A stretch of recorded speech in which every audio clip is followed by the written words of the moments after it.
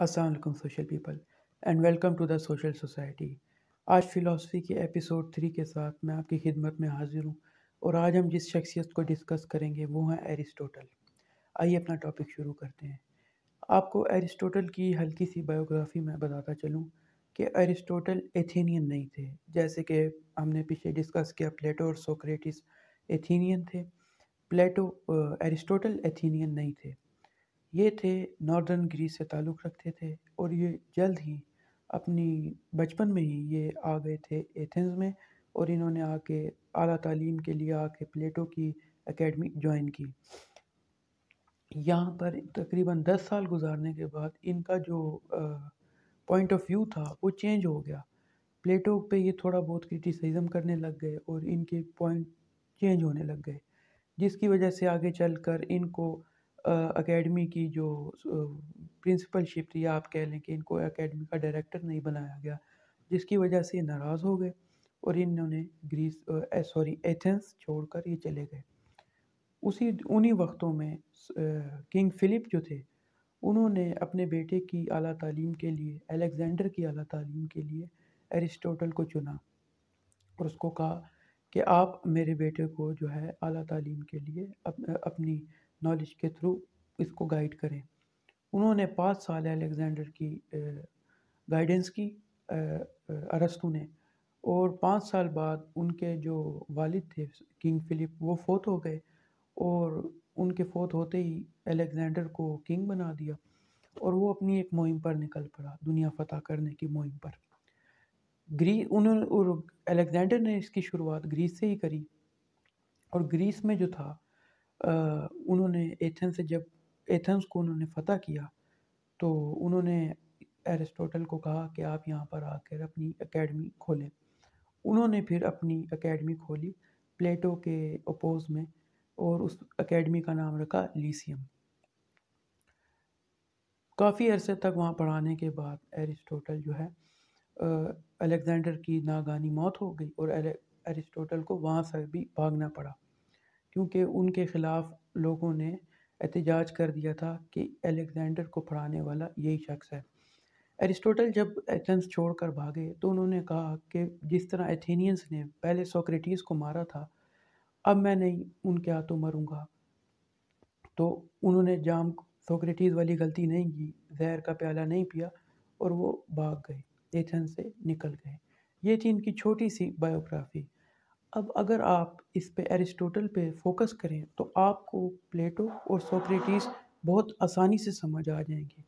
ये जो एरिस्टोटल हैं, अरस्तू हैं, ये ग्रीक फ़िलासफ़ी का मेन जो है नज़रिया है। अगर आप इनको समझ लेते हैं तो ग्रीक फ़िलासफ़ी आपकी ऑलमोस्ट कंप्लीट हो जाएगी। इन्होंने अपनी फ़िलासफ़ी की शुरुआत की थी प्लेटो को अपोज़ करके। अब अगर आप एरिस्टोटल पे फोकस करके इनकी फ़िलासफ़ी को स्टडी करें तो आपको प्लेटो भी समझ आ जाएंगे, सोक्रेटिस भी समझ आ जाएंगे, होल ग्रीक फ़िलासफ़ी आपके कंट्रोल में आ जाएगी। तो आइए इनकी फ़िलासफ़ी को शुरू करते हैं। पहले पहले इन्होंने जो अपनी फ़िलासफ़ी बिल्ड करना शुरू की वो प्लेटो के थ्योरी को अपोज़ करके बिल्ड करना शुरू की। जैसे हमने पिछली वीडियो में डिस्कस की थी थ्योरी ऑफ फॉर्म्स प्लेटो की, इसी को उन्होंने अपोज़ किया और किस बेसिस पर अपोज़ किया वो मैं आपके सामने बताता हूँ। उन्होंने कहा, अरस्तू ने कहा कि materialism and real world are same, यानी कि वो जो उन्होंने प्लेटो ने कॉन्सेप्ट दिया था कि ये दो दुनियाएं हैं, एक इल्यूजनरी वर्ल्ड है, एक रियल वर्ल्ड है। रियल वर्ल्ड में आपका आइडिया होता है, इल्यूजनरी वर्ल्ड में आप जो है उसकी कॉपी होती है। तो उन्होंने कहा ऐसा कुछ नहीं है। एरिस्टोटल ने उन्होंने कहा कि ये दोनों एक ही दुनिया है, आप इन दोनों को सेम पॉइंट पे यूज़ करेंगे और इस तरह के आप आइडिया को अलग नहीं कर सकते। अच्छा, ये जो उन्होंने अपना पॉइंट रखा ये किन बेसिस पर रखा, उसका मैं आपको पहला पॉइंट बताता हूँ। पहले पॉइंट में प्लेटो ने कहा कि वो जो उनकी जो प्लेटो जो हैं वो आइडियाज़ की एग्जिस्टेंस को शो नहीं करते, यानी कि ये नहीं बताते कि चीज़ों की एग्जिस्टेंस को वो शो नहीं करते। यानी कि वो ये नहीं बताते कि चीज़ जो थिंग्स हैं, ऑब्जेक्ट्स हैं, इनकी एग्जिस्टेंस है क्या बेसिकली। यानी कि फॉर एग्ज़ाम्पल अगर मैं आपको मिसाल दूँ तो ये एक चेयर है। अब इस चेयर का, वो प्लेटो की नज़र में ये चेयर जो है इसकी एक रियल वर्ल्ड में इसका एक आइडिया है, और ये जो हम इल्यूजनरी वर्ल्ड जिसमें हम जी रहे हैं, इस वर्ल्ड में इस तरह की बहुत सारी चेयर्स की कॉपीज़ हैं। अब एरिस्टोटल यहाँ पर क्या कहते हैं, वो कहते हैं कि इस तरह नहीं है। जब आइडिया आएगा तो उसके साथ कॉपी भी आएगी, यानी कि सॉरी ऑब्जेक्ट भी आएगा। यानी कि ये दुनिया एक है, ये दो दुनियाएं नहीं हैं। जहाँ आइडिया होगा वहाँ पर ऑब्जेक्ट होगा।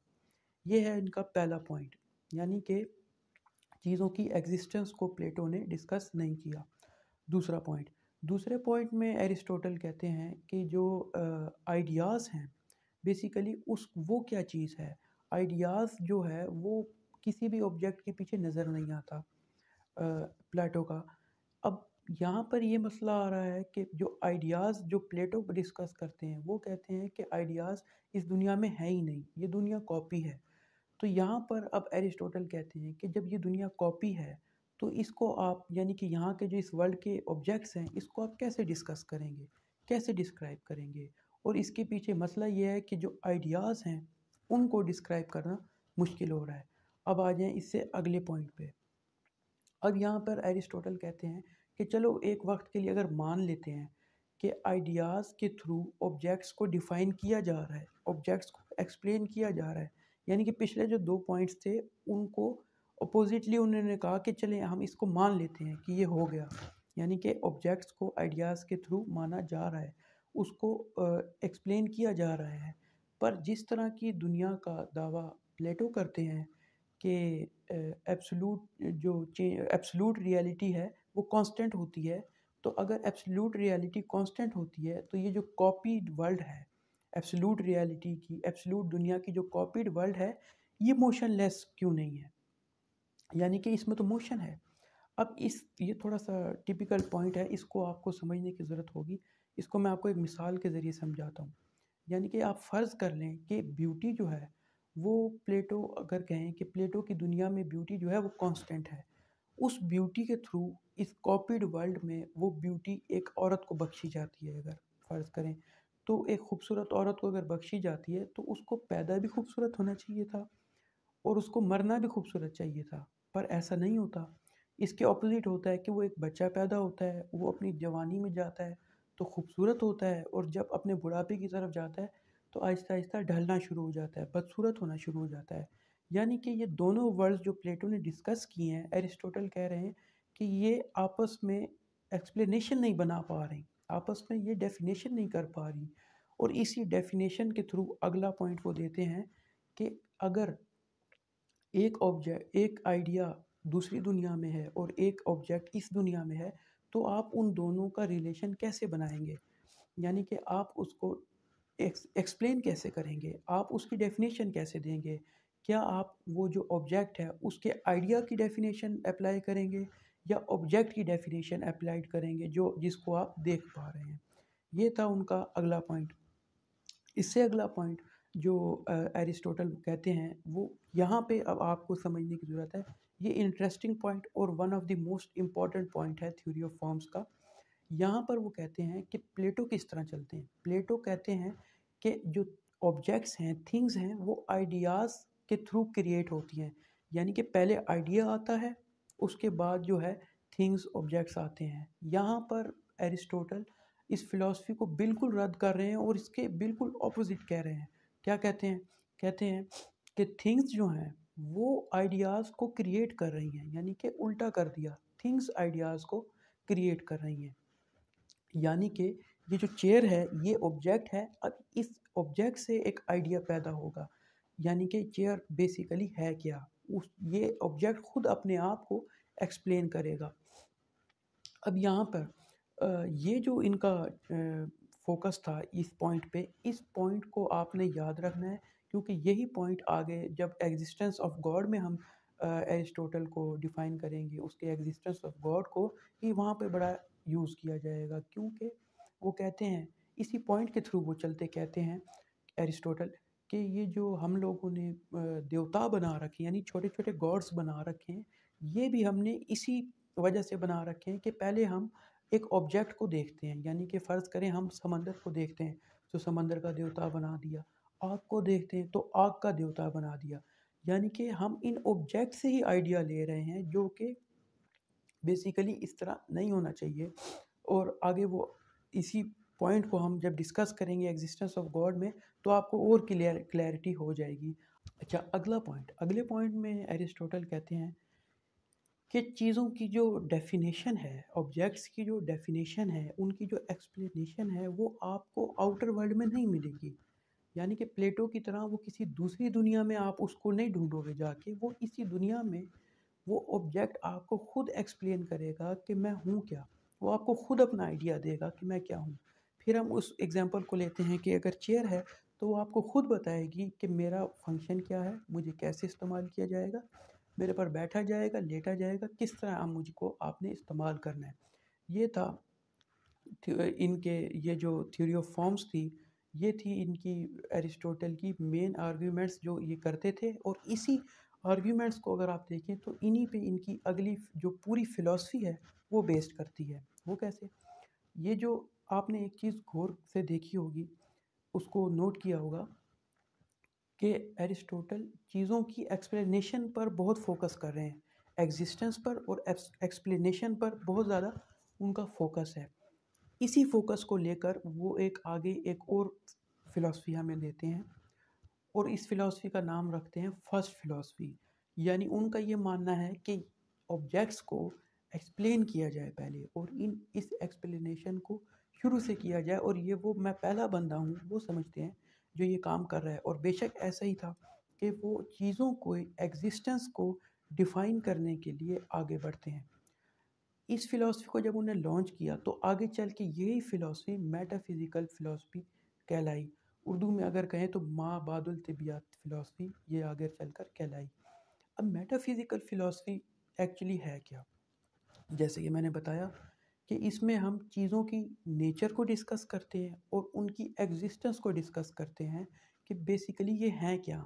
जब हम इन सवालों को लेकर आगे चलते हैं तो एक यहाँ पर सवाल इकट्ठा होता है। वो सवाल क्या है? What is reality? Reality basically खुद क्या चीज़ है, इस और इसके पीछे कौन सी चीज़ें छुपी हुई हैं। फ़र्ज़ करें, अगर मैं यहाँ से एक पेन ज़मीन पर ड्रॉप करता हूँ, वो नीचे जाकर गिर जाता है। अब फिज़िक्स इसके बारे में क्या कहेगी? वो कहेगी कि ग्रेविटी इसको पुल कर रही है। लेकिन अगर मैं कहूँ कि ये यही रियलिटी है कि ये पेन नीचे जा रहा है ग्रेविटी की वजह से, तो मेटाफिज़िकल जो फ़िलासफ़र होगा वो कहेगा नहीं, इसके पीछे ये इसकी रियलिटी नहीं है। ग्रेविटी जो, अब वो क्या कहेगा? अब उसका बयान इस तरह होगा कि वो कहेगा कि ग्रेविटी इसको पुल तो कर रही है पेन को, पर ग्रेविटी किस वजह से एग्जिस्टेंस में है? वो दुनिया की जो रिवॉल्व कर रही है, दुनिया जो घूम रही है, उसकी स्पीड की वजह से ग्रेविटी प्रोड्यूस हो रही है। और दुनिया किस वजह से घूम रही है? उसके अंदर पूरा कायनात का प्रोसेस आ जाता है। तो आहिस्ता आहिस्ता वो पूरी रियलिटी आपको बयान करना शुरू हो जाएगा। ये है वो मेटाफिज़िकल एक्सप्लेनेशन ऑफ रियलिटी जिसको एरिस्टोटल ने शुरू किया था। ये थी एरिस्टोटल की मेटाफिज़िक्स। अब एक और इंटरेस्टिंग फिलॉसफी एरिस्टोटल की अब डिस्कस करेंगे, जिसका नाम है form and matter. Basically form को और मैटर को अगर हम आसान लफ्ज़ों में आपको बताऊं, तो फॉर्म हम कहेंगे आइडिया को और मैटर हम कहेंगे किसी ऑब्जेक्ट को। एरिस्टोटल यहाँ पर क्या कहते हैं? वो कहते हैं कि कोई भी फॉर्म है, उसको उसके पीछे एक ऑब्जेक्ट छुपा हुआ है, और कोई भी ऑब्जेक्ट है वो फॉर्म के साथ रिलेट करेगा। आप इन दोनों चीज़ों को सेपरेट नहीं कर सकते, जैसा कि पिछली फिलॉसफी में प्लेटो ने कर दिया था। यानी कि आइडिया को उन्होंने कह दिया था कि वो एक रियलिटी है, रियल वर्ल्ड है, और जो ऑब्जेक्ट है वो एक आइडिया की कॉपी है। उन्होंने कहा ऐसा नहीं है, किसी भी ऑब्जेक्ट के पीछे एक आइडिया छुपा हुआ आपको मिलेगा। फॉर एग्जांपल, अगर मैं कहूँ कि ये चेयर है, तो इसके पीछे एक आइडिया छुपा हुआ होगा कि ये एक चार पाया है जिसके ऊपर इंसान बैठता है। तो ये इसका एक आइडिया है, और ये किस आइडिया के तहत बनी है? ये ऑब्जेक्ट और आइडिया दोनों मिलकर, फॉर्म और मैटर जब दोनों मिलेंगे, तो वो एक एग्जिस्टेंस को क्रिएट करेंगे। एग्जिस्टेंस को फिर हम आगे चलकर एक्सप्लेन करेंगे, उसकी हम डेफिनेशन करेंगे, जिससे कन्फ्यूज़न जो है वो ख़त्म होगी। ये है फॉर्म एंड मैटर की फ़िलॉसफी। और इसको अरिस्टोटल ने इस तरह डिफ़ाइन किया कि जो फॉर्म है, जो आइडिया है, वो भी इस दुनिया में पाया जाता है, और जो मैटर है यानी कि जिस चीज़ को हम ऑब्ज़र्व कर सकते हैं, जिसको हम टच कर सकते हैं, वो भी इसी दुनिया में पाया जाएगा। यानी कि पहले उसके ऊपर आपका नॉलेज इकट्ठा होगा, किसी आइडिया इकट्ठा होगा किसी ऑब्जेक्ट पर, फिर आप उसको डिफ़ाइन कर सकेंगे। ये थी एरिस्टोटल की फॉर्म एंड मैटर वाली फ़िलॉसफ़ी। अब हम डिस्कस करेंगे इनके एग्जिस्टेंस ऑफ गॉड पे, कि एरिस्टोटल के एग्जिस्टेंस ऑफ गॉड पर क्या रिमार्क्स हैं। एग्जिस्टेंस ऑफ गॉड में जब एरिस्टोटल शुरू में बात करते हैं तो वो कहते हैं कि जो खुदा की ज़ात है, जैसे कि हमने पीछे डिस्कस किया, जब फॉर्म आएगी तो उसके साथ ऑब्जेक्ट आएगा और एक एग्जिस्टेंस पैदा होगी। यहाँ पर वो बिल्कुल अपनी फ़िलॉसफ़ी से पलट जाते हैं। वो कहते हैं कि जो एग्जिस्टेंस ऑफ गॉड है, जो खुदा की ज़ात है, जब हम उसको सर्च करते हैं, जब हम उस पे फॉर्म बनाते हैं, आइडिया क्रिएट करते हैं, तो आइडिया के बाद एग्जिस्टेंस या किसी ऑब्जेक्ट की ऑब्जेक्ट पैदा नहीं होता, वो आइडिया के बाद डायरेक्ट आइडिया पैदा हो जाता है। अब वो यहाँ पर एक्सप्लेन कर रहे हैं कि यहाँ पर ऐसा गॉड के मामले में क्यों है।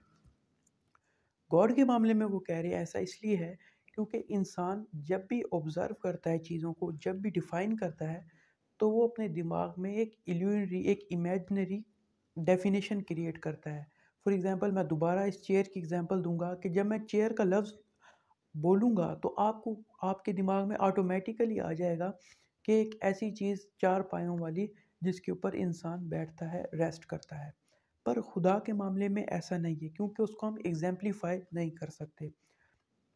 यहाँ पे अब एरिस्टोटल क्या कहते हैं, यहाँ पर ये हो रहा है कि आइडिया के बाद एक और आइडिया जन्म ले जाता है, जिसकी वजह से हम खुदा की ज़ात को किसी भी फ़िलॉसफ़ी में नहीं ला सकते, या उस पर बात करना बहुत मुश्किल हो जाता है। यहाँ पर बहुत इंटरेस्टिंग फैक्ट्स भी एरिस्टोटल हमें बताते हैं। एक फैक्ट्स मैं आपको बताता चलूँ, उसमें वो कहते हैं कि खुदा ताला जो है, God is the first mover. अब ये क्या चीज़ है? फर्स्ट मूवर वो खुदा को इस तरह कह रहे हैं कि खुदा ने जो पहली हरकत हुई, पहली मोशन इस कायनात में हुई, वो खुदा की तरफ से हुई। और वो कैसे हुई? खुदा ताला ने इसकी ने एक एनर्जी क्रिएट करी जिससे मोशन पैदा हो गई, और आज तक उस मोशन की वजह से पूरी गैलेक्सी रिवॉल्व कर रही है, चल रही है, जिसको हम कहते हैं चेंज, यानी कि चेंज आ रहा है। ये खुदा की वो एनर्जी थी जो खुदा ने अपनी पहली पहली मोशन में क्रिएट की, और उसको और ज़्यादा करता जा रहा है क्रिएट। अब यहाँ पर एक और मैं फैक्ट आपको इंटरेस्टिंग एग्जिस्टेंस ऑफ गॉड के हवाले से रखता चलूँ। एरिस्टोटल कहते हैं कि अगर हम एग्जांपल लें, एरिस्टोटल कहते हैं कि खुदा ताला इसको दुनिया को क्यों रिवॉल्व कर रहा है, इसको क्यों मोशन दे रहा है, और ख़ुद वो मोशन लेस है, पर इसको मोशन क्यों दे रहा है? इसको वो मोशन इसलिए दे रहा है कि जैसे कि एक मुजस्मा साज होता है, उसके माइंड में होता है कि मैंने किस तरह की मूर्ति बनानी है। तब तक वो अपना औज़ार इस्तेमाल करता है जब तक उसको फाइनल रिजल्ट्स नहीं मिल जाते। अब एरिस्टोटल कह रहे हैं यही चीज़ खुदा कर रहा है।